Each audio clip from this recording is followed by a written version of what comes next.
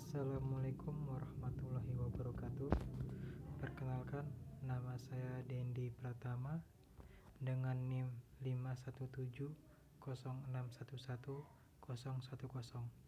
Saya di sini akan menjelaskan tentang penerapan Six Sigma untuk peningkatan kualitas produk Bimoli Klasik. Studi kasus PT Salim Infomas Pratama di Bitung. Oke, selanjutnya. Pendahuluan, pengendalian kualitas dapat didefinisikan sebagai suatu sistem yang digunakan untuk menjaga kualitas barang atau jasa agar berada pada tingkat kualitas yang diharapkan. PT Salim Infomas Pratama Bitung merupakan produsen minyak goreng dengan bahan baku kelapa sawit, disebut juga crude palm oil (CPO), yang dipasarkan selama 3 jenis kemasan, yaitu D5 1000 ml, Bimoli dalam jerigen dengan kapasitas 5 liter, dan minyak curah dalam jerigen dengan kapasitas 20 kg. Parameter penting yang harus dikontrol untuk menjaga kualitas minyak goreng adalah massa, volume, warna, kadar asam, lemak bebas atau free fatty acid (FFA), iodine value, peroxide value, dan cloud point. Rumusan masalahnya.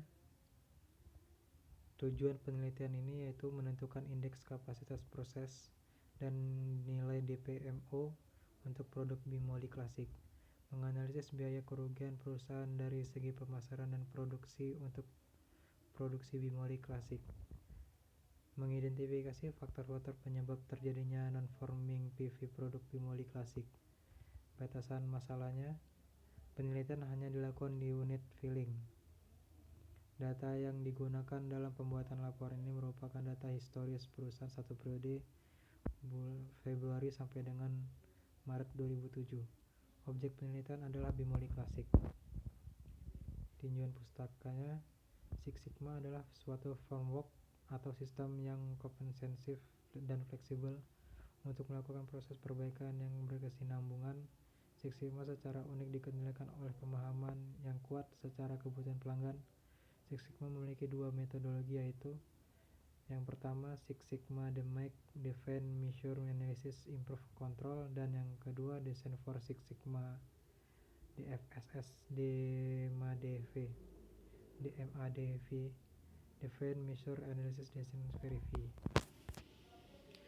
Model perbaikan Six Sigma. Dalam Six Sigma ada siklus 5 fase DMAIC: Define, Measure, Analysis, Improve, Control, yaitu proses peningkatan terus-menerus menuju target Six Sigma. DMAIC dilakukan secara sistematik berdasarkan pengetahuan dan fakta. DMAIC merupakan suatu proses closed loop yang menghilangkan langkah-langkah proses yang tidak produktif, sering berfokus pada pengukuran baru dan menerapkan teknologi untuk meningkatkan kualitas menuju target Six Sigma. DMAIC terdiri atas 5 tahap utama. Pertama, Define. Define merupakan langkah pertama dalam pendekatan Six Sigma. Langkah ini mengidentifikasi masalah penting dalam proses yang sedang berlangsung. Kedua, Measure. Measure merupakan tindak lanjut dari langkah Define dan merupakan sebuah jembatan untuk langkah berikutnya, yaitu Analisis.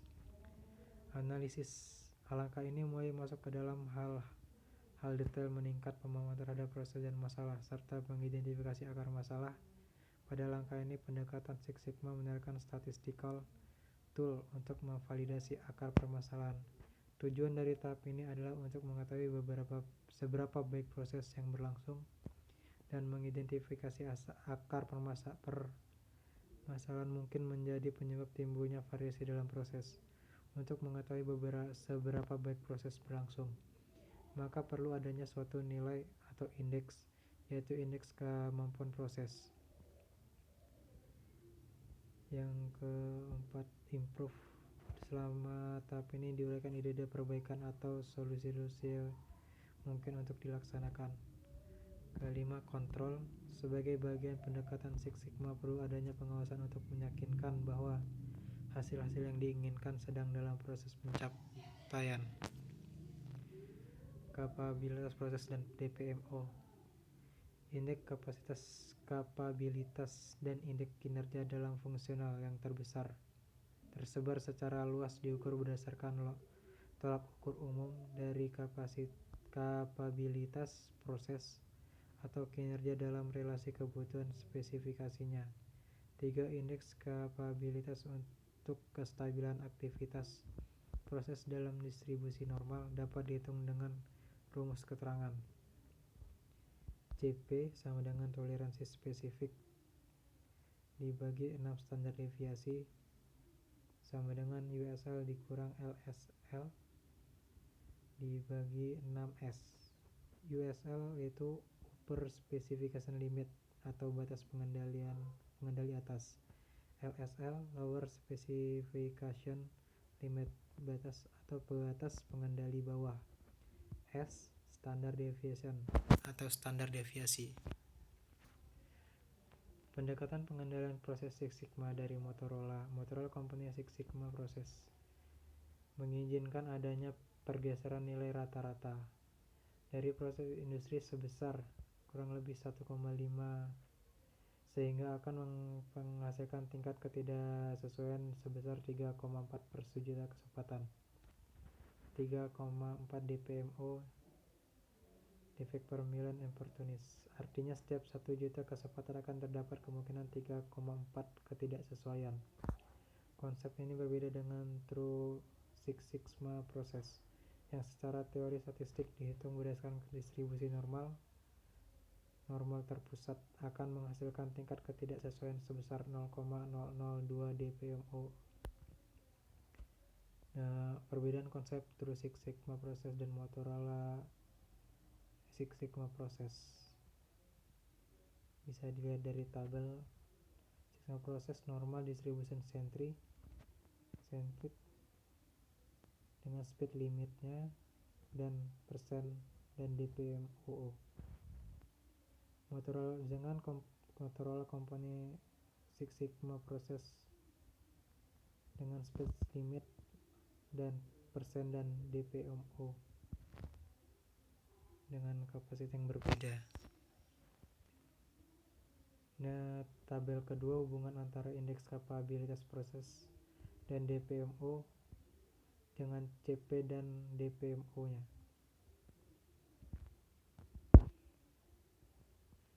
Statistik dalam pengendalian kualitas. Untuk beberapa situasi yang laju produksinya lambat, tidak mudah untuk mengambil sampel dengan ukuran lebih besar daripada 1. Ini sering kali terjadi apabila digunakan teknologi pemeriksaan dan pengukuran otomatis dan setiap unit yang diproduksi diperiksa. Ini juga terjadi apabila proses pengujian bersifat merusak dan biaya sampel yang diujinya mahal. Rumus peta kontrolnya sebagai berikut. Center line sebagai R, upper control limit dengan D4R, lower control limitnya D3R.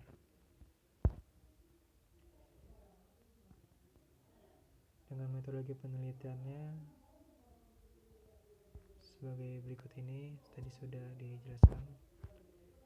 Untuk hasil penelitiannya dari tahap define, sana ditentukan perusahaan untuk minyak goreng kemasan jerigen 5 liter klasik seperti di tabel standar untuk produk klasik, jenis spesifikasi, penyimpangan berat persen min 0,5, maksimalnya 0,5, red colornya maksimal 0,5, free fatty acid atau FFA maksimal 0,075, iodine value maksimal 59,0, cloud point maksimal 8,0, toxic value maksimal 3,0. Untuk tahap measurenya, data hasil pemeriksaan PV selama bulan Februari sampai Maret 2007, data exit value PV selama periode bulan Februari dari bulan Februari sampai Maret tahun 2007 dengan sampel 1 sampai dengan 2 sampai 23 dengan PV 0, dan menghasilkan PV bermacam sebagai berikut. Dari ini untuk hasil spesifikasi PV klasik 5 produksi periode 2007. Tahap analisisnya ini dilakukan pengolahan data menggunakan peta kontrol R dan X karena data yang ada merupakan data variabel dengan ukuran sampel yang berbeda-beda. Juga dilakukan perhitungan indeks kapabilitas proses CP untuk mengetahui nilai DPMO dan nilai sigma. Grafik pengendalian adalah berupa grafik peta kontrol R dan yang kedua peta kontrol X-nya. Menghasilkan CLR 0,78, CLX 1,529, UCLR 2,548, UCLX 3,604, LCLR-nya 0, dan LCLX-nya 0,545. Ini menghitung kapabilitas proses PV sama dengan 3,604 dikurang 0,545 dibagi 6 dalam kurung 0,624 menghasilkan 1,11. Biarkan kapasitas kapabilitas proses dalam metode analisis untuk meningkatkan kualitas, dan hasil perhitungan CW adalah 1,11.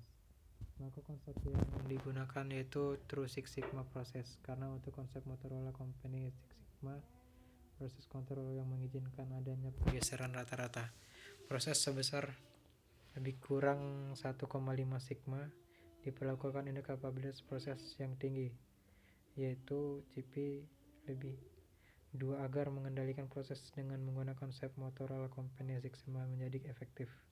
Nilai CP sama dengan 1,11 menunjukkan kemampuan proses dalam DPMO sebesar 967. Maka nilai konversi DPMO ke nilai Six Sigma berdasarkan True Six Sigma Process adalah 3,30 sigma, yaitu artinya bahwa dari sejuta kesempatan yang ada akan terdapat 967 kemungkinan bahwa proses akan menimbulkan defek atau non-conforming pada produk dengan kapabilitas proses 1,11 atau 3,30 sigma setelah konversi berdasarkan nilai DPMO.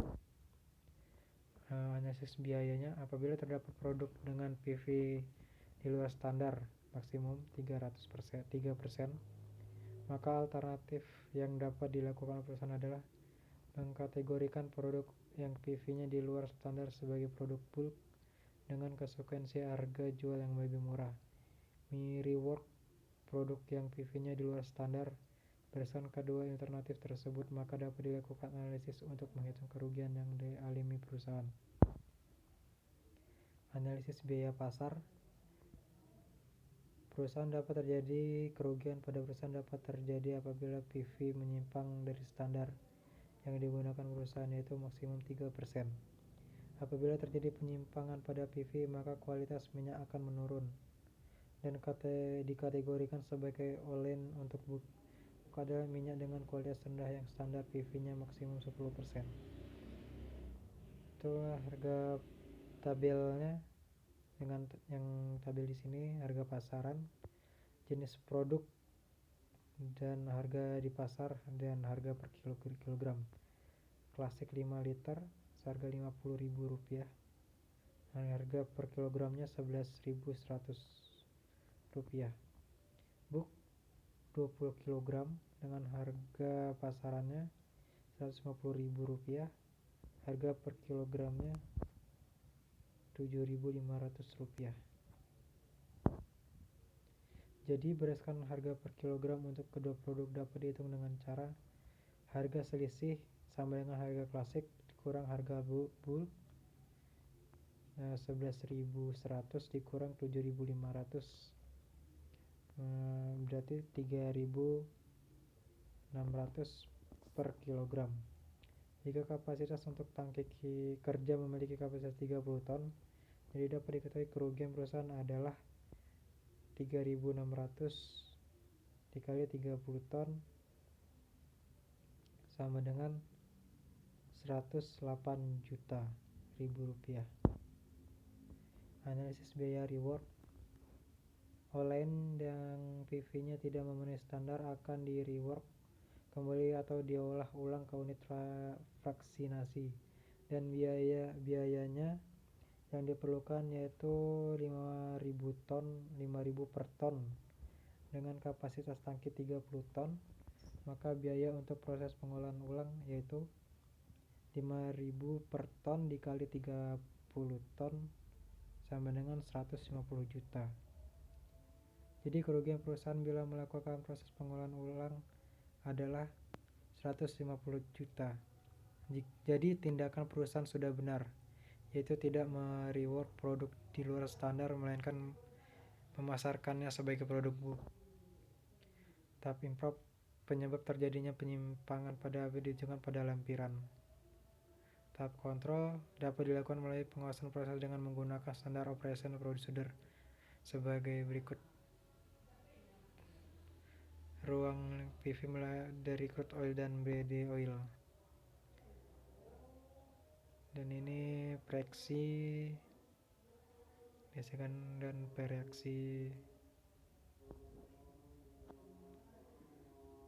Peralatan yang digunakan neraca analitik, pipet, dan lainnya. Cara kerja sampel harus dalam keadaan cair dan homogen. Timbang 5 gram lebih 0, minyak dalam Erlenmeyer, dan tambahkan 25 ml asam asetat klorofrom 3:2, tambahkan 0,5 K jenuh, ditutup karet, digoyang pelan kira-kira 2 putaran dan diamkan selama 1 menit. Tambahkan 50 ml Aquades dan indikator emilium lebih kurang 3 ml dan lainnya. Tindakan korektifnya apabila terjadi kejanggalan analisis atau pengujian dapat dilakukan analisis ulang terhadap sampel yang sama, analisis ulang terhadap sampel baru dengan kode produksi yang sama, analisis ulang terhadap reaksi yang digunakan, periksa kembali instruksi yang dipakai, hubungi atasan untuk penjelasan lebih lanjut. Dan ini sebelumnya mohon maaf jika masih banyak kesalahan dalam apa yang saya jelaskan. Akhir kata, wassalamualaikum warahmatullahi wabarakatuh. Sekian dan terima kasih.